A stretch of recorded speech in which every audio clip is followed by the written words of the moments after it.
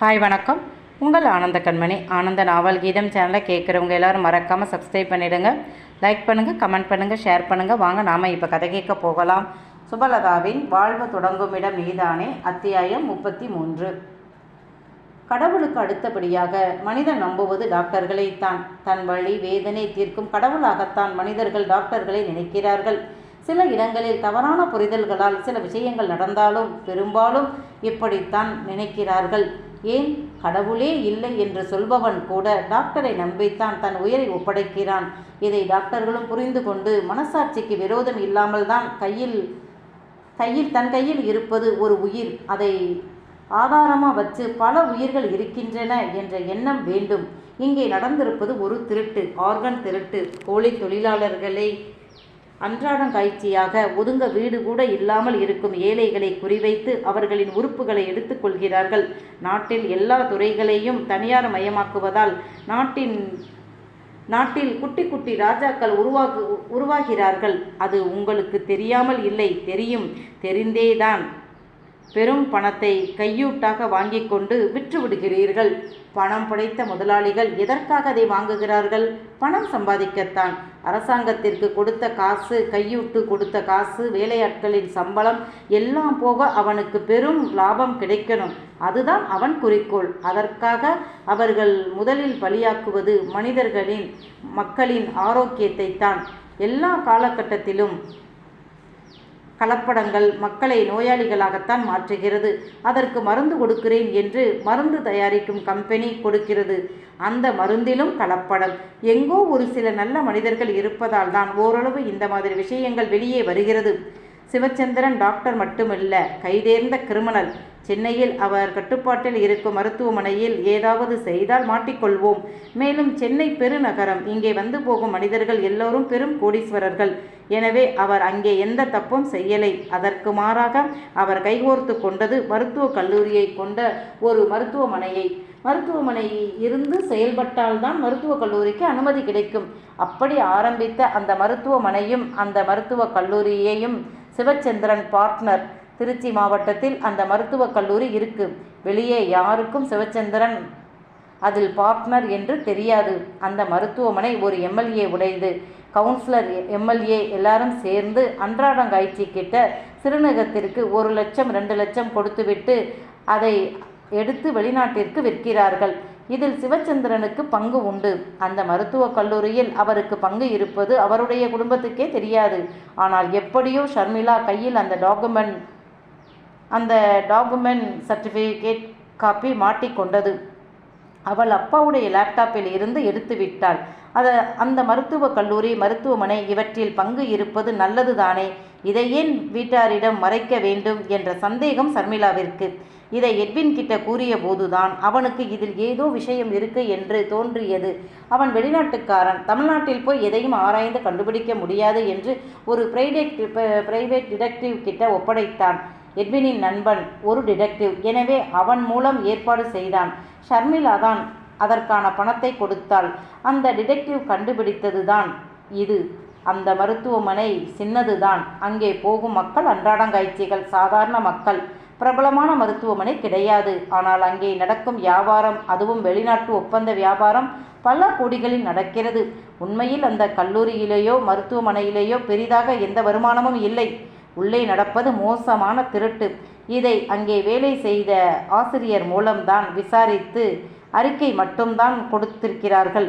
இனிதான் இதை ஆதாரபூர்வமாக கண்டுபிடிக்கணும். அதற்காகத்தான் அவன் டெல்லி கிளம்புகிறான்.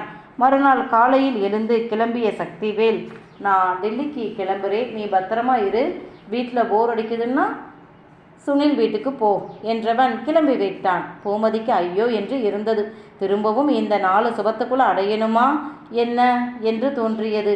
மெய்யம்மை வீடு 2 படுக்கை அறை கொண்ட வீடு. மாடி இருக்காது.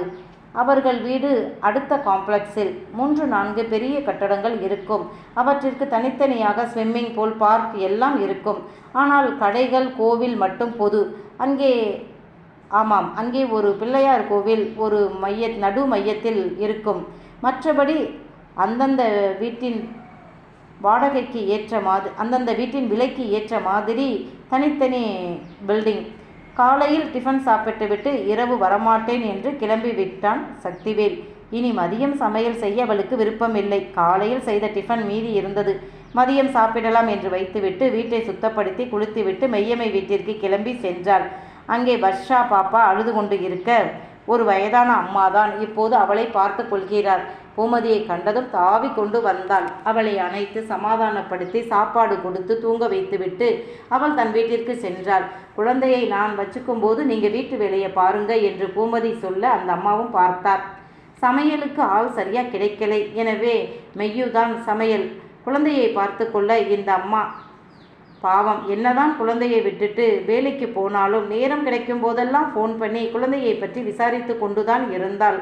பாவம், இப்படி பெரிய படிப்பு படித்துவிட்டு வேலைக்கு செல்லும் பெண்கள் 2 குதிரைகளில் ஒரே நேரத்தில் சவாரி செய்வது போல்தான் சாகசமாக செயல்படுகிறார்கள். நம்ம அம்மா ஆயா அப்பத்தா வீட்டில் இருந்து குடும்ப வரவு செலவு பார்த்து பிள்ளை பெற்று வளர்த்தார்கள் என்றால் இன்றைய பெண்கள் அத்தோடு சேர்ந்து படித்து வேலைக்கும் போய் பணம் சம்பாதிக்கிறார்கள். ஒரு விதத்தில் பார்த்தால் பெருமை, இன்னொரு விதத்தில் பார்த்தால் பாவமாக இருக்கிறது. அவர்கள் எதையும் முழுமையாக அனுபவித்து செய்ய முடியலை. வர்ஷா தூங்கியதும் வீட்டுக்கு வந்தவள் மதியம் சாப்பிட்டு விட்டு டிவி பார்த்தாள். பூமதி 24 மணி நேரமும் பம்பரமாக சுற்றியவள். 2 கை போதாது 4 கை வேண்டும் என்று இருந்தவள். அவளை இங்கே கொண்டு வந்து சிறை கைதியாய் அடைத்து விட்டான் சக்திவேல். அவன் இப்போது டெல்லி சென்றது இந்தியாவின் மிக பிரபலமான ஒரு வக்கீலை பார்க்கத்தான். பொதுவாக அவரை பார்க்க அப்பாயின்மெண்ட் கிடைக்காது.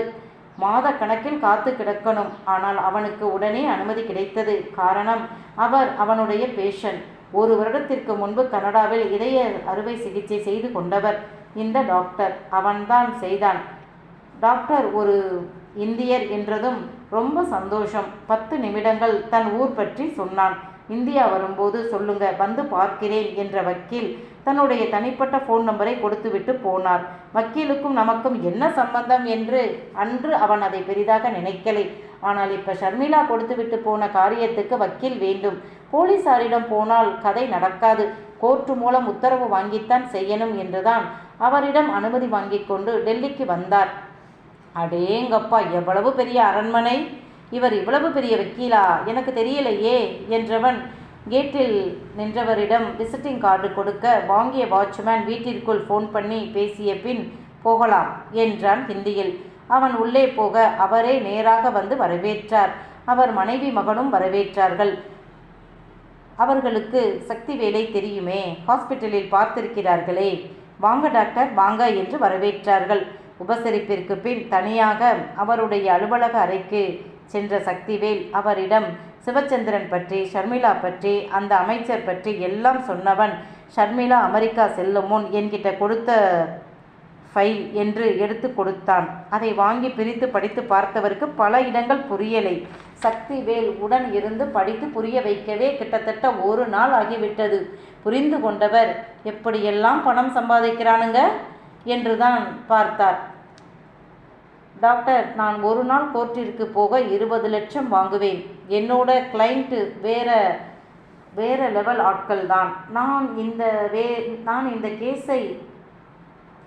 இந்த கேஸை எடுக்கிறதா இருந்தால் உங்களுக்காக நீங்கள் நேரடியாக கேஸ் நடத்தினா எடுப்பேன். ஆனால் இதில் நீங்கள் நேரடியாக தலையிட வேண்டாம். நான் இந்த கேஸை எடுத்து நடத்தினா அத்தனை பேரும் ஆச்சரியப்படுவான். ஏனென்றால் இதை பொதுநல வழக்காகத்தான் போட முடியும். இன்றைய காலகட்டத்தில் பொதுநல வழக்கை யாரும் தனிப்பட்ட வக்கீல் போடுறது இல்லை. அந்தந்த கட்சியில் உள்ள வக்கீல்கள் தான் போடுவாங்க. என்னோட ஜூனியர் சென்னையில் இருக்கிறான். அவனிடம் கொண்டு போய் கொடுங்க, அவன் போடுவான். நீங்கள் இதில் தலையிட வேண்டாம். நான் அவனுக்கு கேஸை எப்படி போடணும், கொண்டு போகணும், எப்படி கண்டுபிடிக்க ஆர்டர் போடணும் என்று அவன்கிட்ட பேசுகிறேன். அவன் செய்வான். நான் உங்களுக்காக செய்ய சொல்கிறேன் என்றார். ஓகே சார், தப்பு நடக்குதுன்னு தெரிஞ்ச பின்னாடி பார்த்துக்கிட்டு இருக்க முடியாதே என்றவன் விடைபெற்றான். நீங்கள் எப்போ ஹாஸ்பிட்டலுக்கு டெல்லிக்கு வர்றீங்கன்னு சொன்னால் நானும் செக்கப்புக்கு வருவேன் என்றார். குட் என்ற சக்திவேல் அவருடைய உடல்நலம் குறித்து 10 நிமிடம் பேசியவன் ஃபைலை எடுத்துக்கொண்டு வெளியே வந்தான்.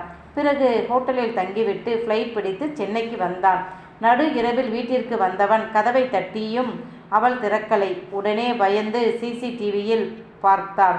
10 மணி வரை ஹாலில் டிவி பார்த்துவிட்டு அவள் தூங்க மாடிக்கு போனது தெரிந்தது. அப்போதுதான் தன்னுடைய முட்டாள்தனத்தை உணர்ந்தான். அவளுக்கு இதுவரை அவன் ஃபோன் வாங்கி கொடுக்கலை. ச்சே, எப்படி மறந்தேன். ஆனாலும் இப்படி வாசலிலேயே இருக்க முடியாது என்று காரில் போய் படுத்துவிட்டான். வேறு வழி, இனி ஹோட்டலுக்கு போக வேண்டாம் என்று காரிலேயே படுத்துவிட்டான். காலையில் 6 மணிக்கு எழுந்தவன் வீட்டிற்கு சென்று காலிங் பெல் அடிக்க வந்து திறந்தாள். சாரி, உனக்கு ஃபோன் வாங்கி தர மறந்துட்டேன். அதுக்கு எனக்கு நீ நல்ல பனிஷ்மெண்ட் கொடுத்துட்ட என்றான். என்னது பனிஷ்மெண்ட்டா? நான் எப்போ கொடுத்தேன்?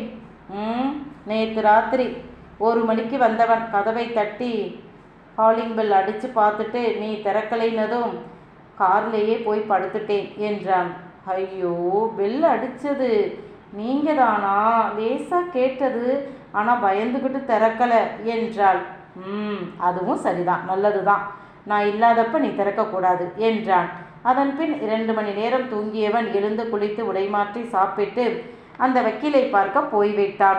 டெல்லி வக்கீல் ஃபோன் பண்ணி எல்லா விபரமும் சொன்னதால் இந்த வக்கீல் ஃபைலை வாங்கி பார்த்துவிட்டு இனி நான் பார்த்துக்கிறேன், அதுவும் என்னோட சீனியர் சொன்ன பிறகு விடமாட்டேன் என்றவர் அந்த ஃபைலை தெளிவாக புரியும்படி சொல்ல சக்திவேலும் பொறுமையாக எடுத்து சொன்னான். அடடா, இப்படியெல்லாம் கூட பண்ணுறாங்களா? சட்டவிரோதமாக என்னென்னமோ கடத்தினானுங்க. இப்போ இதுவா? வரட்டும், இதை கோர்ட் ஆர்டர் வாங்கி ஸ்பெஷல் டீம் போட்டு விசாரிக்கணும். அப்போ தான் கூண்டோடு பிடிக்க முடியும். அதனால தான் சிட்டியில் இல்லாமல் அவுட்டரில் உள்ள ஹாஸ்பிட்டலாக பார்த்து செய்திருக்கானுங்க. அந்த மருத்துவக் கல்லூரி அவர்களுக்கு உதவியாக இருக்குது என்ற சந்தேகம் வலுவாக இருக்குது. நான் பார்த்துக்கிறேன். அடிக்கடி தொடர்புக்கு வாங்க, டீட்டெயில் கேளுங்க, சொல்கிறேன். ஆனால் என்ன தேடி வந்து இனி நீங்கள் கேட்க வேண்டாம், அது உங்களுக்கு சிக்கலாக முடியும் என்றவர் மேலும் சில விவரங்கள் கேட்டார். இருவரும் சேர்ந்து எப்படி செய்திருப்பார்கள், ஏதாவது அனுமானிக்க முடியுதா என்று கேட்க அவனும் தன் சந்தேகங்களை சொன்னான். இருவருக்குமே இது கவனமாக செய்ய வேண்டிய காரியம் என்று புரிந்தது. ஃபோன் நம்பர், விசிட்டிங் கார்டு வாங்கி கொண்டு கிளம்பினான். வரும் வழியிலேயே நல்ல தரமான ஆண்ட்ராய்டு ஃபோன் வாங்கி தன் பெயரில் சிம் கார்டு வாங்கி போட்டு அதை ஆக்டிவேட் பண்ணிவிட்டு தான் வீட்டிற்கு வந்ததும் கொடுத்தான். அவன் வாங்கி தந்ததை வாங்கி கொண்டாள்.